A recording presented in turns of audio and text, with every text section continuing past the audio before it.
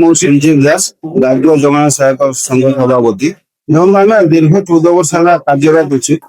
ପୂର୍ବ ସରକାର ମଧ୍ୟ ଆମେ ବହୁତ ଥର ଦେଇଛୁ। ଆଉ ପୂର୍ବ ସରକାର ଆମକୁ ପ୍ରତିଶ୍ରୁତି ଦେଇକି ଠକି ଚାଲିଲେ, ଆଉ ଲାଷ୍ଟକୁ ଆମକୁ କିଛି କଲେନି।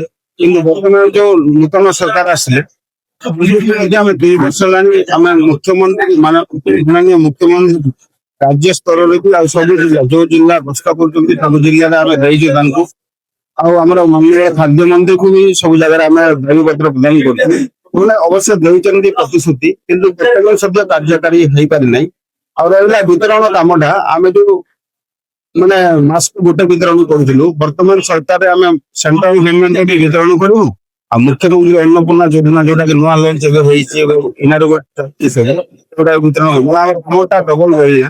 ଯଦି ବିଧାୟକ ଆମେ ଗୁହାରି କରୁଛୁ, ନିବେଦନ କରୁଛୁ ଯେ ଆଗାମୀ ଜୁଲାଇ 10 ଯଦି ଆମକୁ ନ କରନ୍ତି ନ କରିବେ, ତ ଆମେ ଆଗାମୀ ଦିନରେ ମାସ ସାମୂହିକ ଛୁଟି ନେଇକି ରାଜରାସ୍ତା ବି ଓହ୍ଲେଇବେ। ଆଉ ଯୋଉ ଲୋକ କଥା ହଇରାଣ ହେବେ, ଜନସାଧାରଣ ଯୋଉ ହଇରାଣ ହେବେ, ସେଠି ଯାଇକି ଘଣ୍ଟା ଘଣ୍ଟା ଛିଡା ହେବେ। ଆମର ଏକ୍ସପିରିଏନ୍ସ ଅଛି, ଆମେ ସମସ୍ତେ କେମିତି ହ୍ୟାଣ୍ଡେଲ କରୁଛୁ, ଆମେ କେମିତି ମାନେ ବିତରଣ କରୁଛୁ, ସେ ଜିନିଷ ଆମେ ଜାଣିଛୁ। ଯଦି ଅନ୍ୟ କାହାକୁ ବି ଦାୟିତ୍ୱ ଦିଅନ୍ତି ସରକାର, ଆଉ ଯୋଉ ଜନସାଧାରଣ ହଇରାଣ ହେବେ, ଲୋକ ଘଣ୍ଟା ଘଣ୍ଟା ଧରି ଛିଡା ହେବେ, ସେଥିପାଇଁ ଦାୟୀ କିଏ ରହିବ? ସବୁ ଆଖି ଆଗରେ ରଖିକି, ସବୁ ଦୃଷ୍ଟିକୁ ରଖିକି ସରକାର, ମୁଁ ଭାବୁଛି ସରକାର ଆମର ନିବେଦନ ଗ୍ରହଣ କରନ୍ତୁ, ଆମକୁ ଅତି ଶୀଘ୍ର ଆମ ଦାବି ପୂରଣ କରନ୍ତୁ।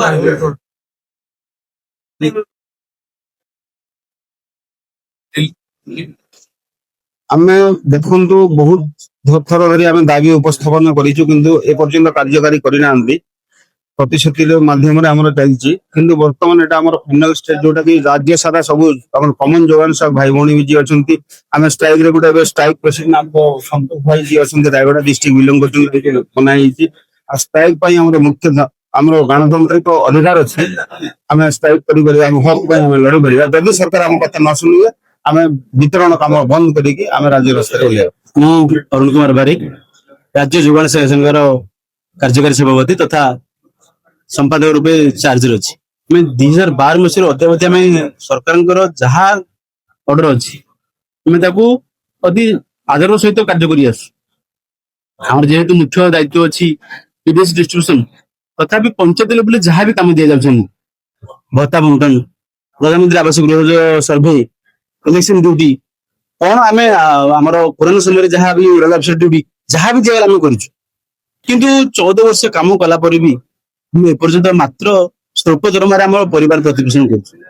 ସରକାରଙ୍କ ନିମନ୍ତରେ ଆମେ ଏତିକି ବର୍ତ୍ତମାନ ଅନୁରୋଧ କରୁଛୁ, ଯେହେତୁ ଗୋଟେ 14 ବର୍ଷ ଧରି ଆମେ କାମ କଲାଣୁ, ସରକାର କମ ସେ କମ ଆମ ଭବିଷ୍ୟତ ବିଷୟରେ ଟିକେ ଚିନ୍ତା କରନ୍ତୁ। ଯଦି ଲୋକଙ୍କ ସରକାର କମ ସେ କମ ଟିକେ ଲୋକଙ୍କ ସରକାର ଏଇ ଯୋଉ 3500 ପରିବାର ଯୋଗାଣ ସହାୟକ ଅଛନ୍ତି, କମ ସେ କମ ତାଙ୍କୁ ଟିକେ ସ୍ଥାୟୀ କେମିତି କରାଯିବ ତା ଉପରେ ଚିନ୍ତା କରନ୍ତୁ।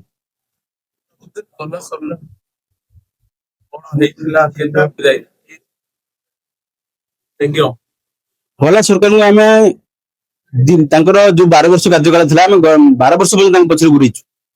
ସେ ସରକାର ବି ଆମକୁ ଏଇ ମାସରେ ହବ, ଆର ମାସରେ ହବ, ଆମକୁ ଏମିତି କହି କହି କହି କହି ଲମ୍ବେଇଲେ। ତାପରେ ଆମେ ନୂତନ ସରକାର ଆସିଲେ, ନୂତନ ସରକାରଙ୍କୁ ଆମେ ଆମ ବିଭାଗୀୟ ମନ୍ତ୍ରୀଙ୍କୁ ଭେଟିଲୁ, ମୁଖ୍ୟମନ୍ତ୍ରୀଙ୍କୁ ଭେଟିଲୁ, ସମସ୍ତେ ଆମକୁ ଜବାବ ଗୁଟି ଦେଲେ ଯେ ନିଶ୍ଚୟ ତମ ବିଷୟରେ ଆମେ ଚିନ୍ତା କରୁଛୁ, ଯଥାଶୀଘ୍ର ତମ କାମ ପୂରଣ କରାଯିବ। କିନ୍ତୁ 2 ବର୍ଷ ହୋଇଗଲା ଆଜ୍ଞା, ଏପର୍ଯ୍ୟନ୍ତ ଆମେ 14 ବର୍ଷ ଧରିକି କାମ କରୁଛୁ, ଏପର୍ଯ୍ୟନ୍ତ ଆମର କୌଣସି ବି ଦାବି ପୂରଣ ହେଲାନି। କେମିତି ଆଜ୍ଞା ଚଳିବୁ? ଏତେ ସ୍ୱଳ୍ପ ଦରମାରେ ଏଇ ଯୋଉ ଲୋକଙ୍କ ସରକାର କହୁଛନ୍ତି, ବାରମ୍ବାର ଲୋକଙ୍କ କଥା ଆମେ ବୁଝୁଛୁ, ଆମେ ବର୍ତ୍ତମାନ ଆମେ ଲୋକଙ୍କ କାମ କରୁଛୁ ଆଜ୍ଞା। ଆମ ପାଇଁ ତ ସରକାର ଟିକେ ଚିନ୍ତା କରିବା ଦରକାର। ବିଭାଗୀୟ ମନ୍ତ୍ରୀଙ୍କୁ ବୋଧେ ଆମେ କହିବା ଆମକୁ ବି ମାନେ ଠିକ ଲାଗୁନି। କୌଣସି ସପ୍ତାହ ନାହିଁ ଆମେ ଆମ ବିଭାଗୀୟ ମନ୍ତ୍ରୀଙ୍କୁ ଭେଟିନୁ ବୋଲି। ସବୁବେଳେ ଗୋଟେ ନିଶ୍ଚୟ ମୁଁ ତମ କାମ କରିବି। ଆଉ ମତେ ବି ମନ୍ତ୍ରୀ ବି ଆମକୁ କହିଛନ୍ତି ନିଶ୍ଚୟ ଆମକୁ ଖରାପ ଲାଗୁଛି, ପିଲା ଆମର ଏତେ ପିଲା ଏତେ କମ ଦରମାରେ ଖଟୁଛନ୍ତି, ଯଥାଶୀଘ୍ର ମୁଁ କେମିତି କଥା ବୁଝିବି। କିନ୍ତୁ ଏପର୍ଯ୍ୟନ୍ତ କୌଣସି କାମ ଆମର ଆମେ ଫଳପ୍ରଦ କିଛି ବି ପାଇନୁ। ଏପର୍ଯ୍ୟନ୍ତ ଟଙ୍କା 8,000 ଆଜ୍ଞା ଚିନ୍ତା କରନ୍ତୁ, କେମିତି ଆମେ ପରିବାର ପ୍ରତିପୋଷଣ କରିବୁ? ହଁ, ବିଧାନସଭାରେ ଆମର ବହୁତ ମାନେ ଏମିତି ମହାଶୟ ମାନେ ଆମର କୋଶ୍ଚିନ୍ କରିଛନ୍ତି ସରକାରଙ୍କୁ ଯେ ଯୋଗାଣ ସହାୟକ ଯୋଉ ଏତେ କମ ଦରମାରେ କରୁଛନ୍ତି, ତାଙ୍କ ପାଇଁ କଣ ବ୍ୟବସ୍ଥା କରାଯାଇଛି। ମନ୍ତ୍ରୀ ବି ସେଠି ଉତ୍ତର ଦେଇଛନ୍ତି ଯେ ଆମେ ତାଙ୍କ ବିଷୟରେ ଚିନ୍ତା କରୁଛୁ। 2 ବର୍ଷ ହେଇଗଲା ଆଜ୍ଞା, ଆମେ ବି ନୂଆ ସରକାର ବୋଲି ଆମେ ବି ଅପେକ୍ଷା କରୁଥିଲୁ, କିନ୍ତୁ 2 ବର୍ଷ ହେଇଗଲା। ଏବେ ତ ଟିକେ ସରକାର ଚିନ୍ତା କରୁന്നു। ପୁଣି ସରକାର ବର୍ତ୍ତମାନ ନୂଆ ଯୋଜନା ଲଞ୍ଚ ହେଲା, ମୁଖ୍ୟମନ୍ତ୍ରୀ ଅନ୍ନପୂର୍ଣ୍ଣା ଯୋଜନା, ଆମେ ତାକୁ ସଫଳ କରିବୁ, ନିଶ୍ଚିତ ଭାବେ ସଫଳ କରିବୁ।